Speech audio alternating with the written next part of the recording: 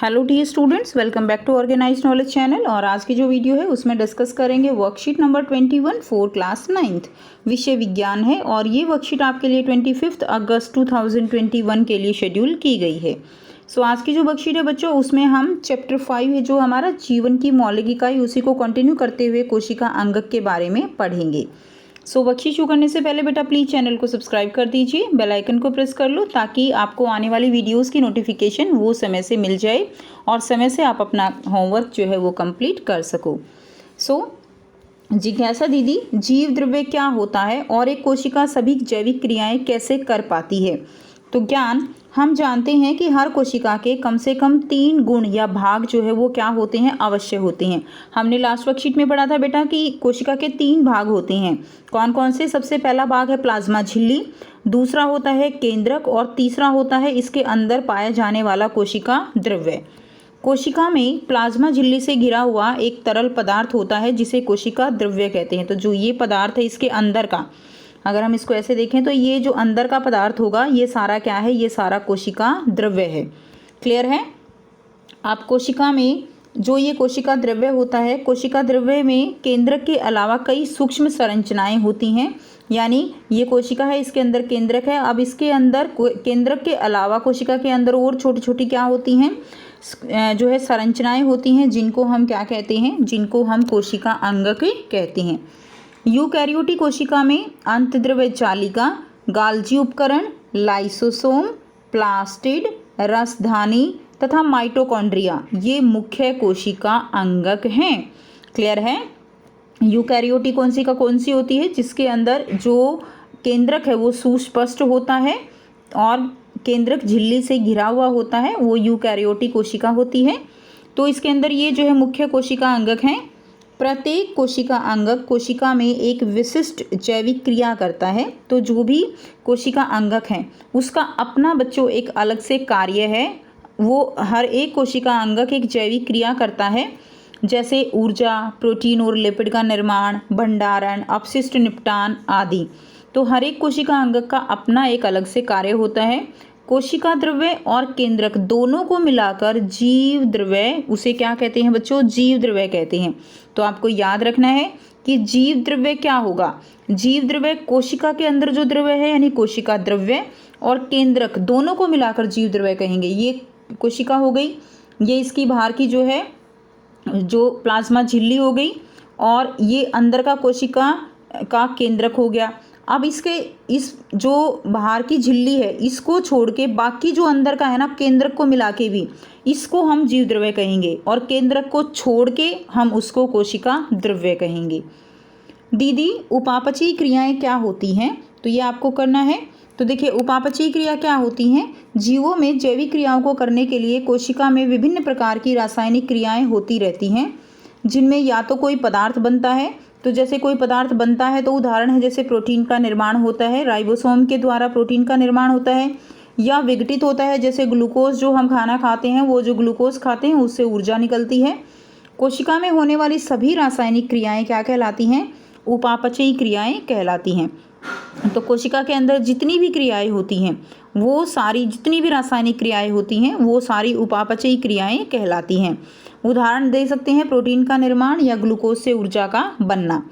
अब देखिए, यहाँ पे आपको बहुत इंपॉर्टेंट क्वेश्चन है कि जो जंतु कोशिका है और पादप कोशिका है, दोनों के चित्र दिए गए हैं और दोनों में आप यहाँ से अंतर भी कर सकती हो। तो सबसे पहले क्या होगा? सबसे पहले कोशिका, जो पादप कोशिका है उसके अंदर बाहर की जो होती है मोटी भित्ति होती है, जिसको हम कोशिका भित्ति कहते हैं।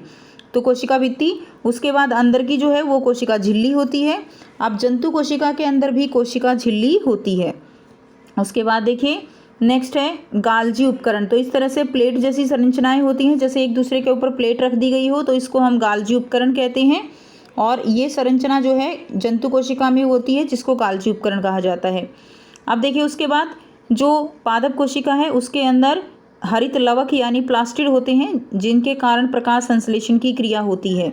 अब ये जो आपके पास जंतु कोशिका है, यानी हमारे अंदर ये प्लास्टिड नहीं होते, तभी इसीलिए हम अपना भोजन जो है वो स्वयं नहीं बना सकते, प्रकाश संश्लेषण की प्रक्रिया हमारे अंदर नहीं होती है। उसके बाद देखिए जंतु कोशिका में जो रसधानी होती है वो बहुत बड़ी होती है। ठीक है, और बड़ी रसदानी होने के कारण ही जो केंद्रक है वो साइड में आ जाता है, जबकि जंतु कोशिका के अंदर केंद्रक जो है वो बीच में होता है। ठीक है, और रसधानी जो है अगर होती हैं तो वो छोटी होती हैं, नहीं भी होती हैं, अगर होंगी तो छोटी छोटी होंगी।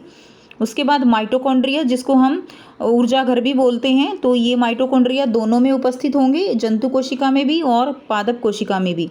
उसके बाद कोशिका द्रव्य होता है, ये रसदानी हो गई। उसके बाद देखिए केंद्रक के चारों ओर जो है ये क्या है, ये अंतद्रव्य जालिका है।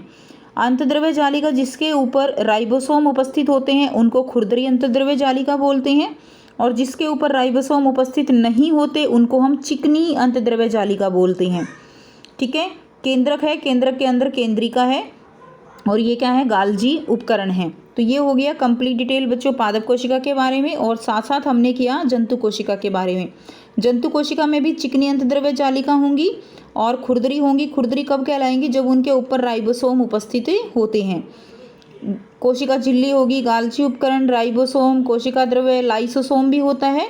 ठीक है, और केंद्रक के अंदर केंद्रिका होगी, और इसके अंदर ये जो है इस तरह की संरचना होती है जिसको हम तारक केंद्र कहते हैं। तो ये हो गई जो है पादप कोशिका और जंतु कोशिका में अंतर भी समझा हमने, और इनका चित्र भी समझा, जो आप अपनी कॉपी में ड्रॉ करेंगे। अब यहाँ से देखिए निम्नलिखित प्रश्नों के उत्तर दीजिए। तो पहला जो प्रश्न है, पादप व जंतु कोशिका का चित्र बनाकर सभी कोशिका अंगों के नामांकित कीजिए।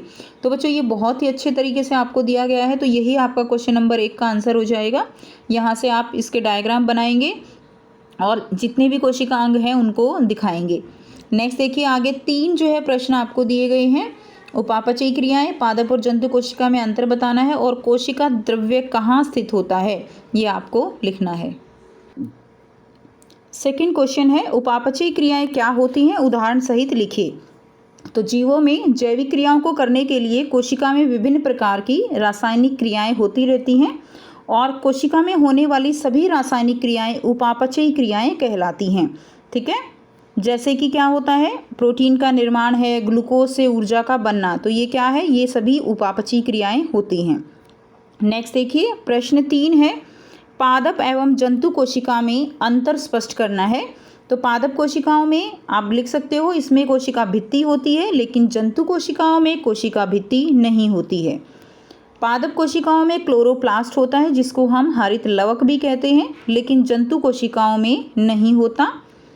थर्ड जो आप अंतर लिख सकते हो, पादप कोशिकाओं में आमतौर पर एक या एक से अधिक बड़ी रिक्तिकाएं होती हैं, जबकि जो जंतु कोशिकाएं हैं उनमें छोटी होती हैं। तो यहाँ पे आप जंतु कोशिकाएं लिखेंगे, थोड़ा मिस प्रिंटिंग है, जबकि जंतु कोशिकाएं जो है उनमें जंतु कोशिकाओं में छोटी होती हैं। तो यहाँ से बच्चों आप इसका आंसर लिख सकते हैं। सो यहाँ से लिख सकते हैं, पादप कोशिकाओं में आमतौर पर एक या एक से अधिक बड़ी रिक्तिकाएं होती हैं, जबकि जंतु कोशिकाओं में छोटी होती हैं। ठीक है, नेक्स्ट क्वेश्चन देखिए, क्वेश्चन नंबर 4 है, कोशिका द्रव्य कहाँ स्थित होता है। तो कोशिका द्रव्य कहाँ है, यह कोशिका के अंदर द्रव्य है जो प्लाज्मा झिल्ली से ढका होता है। तो बच्चों ये किससे ढका होता है, प्लाज्मा झिल्ली से। इसको हम क्या कहते हैं, इसको हम कोशिका द्रव्य कहते हैं। तो ये थी आपकी आज की साइंस की वर्कशीट, जिसमें हमने समझा कि पादप कोशिका और जंतु कोशिका में क्या अंतर है। सो अगर आपको वीडियो अच्छी लगी तो प्लीज़ लाइक कर दीजिए, शेयर कर दीजिए और चैनल को सब्सक्राइब कर लीजिए। So thanks for watching students, मिलते हैं नेक्स्ट वीडियो में नेक्स्ट वर्कशीट के साथ। Take care.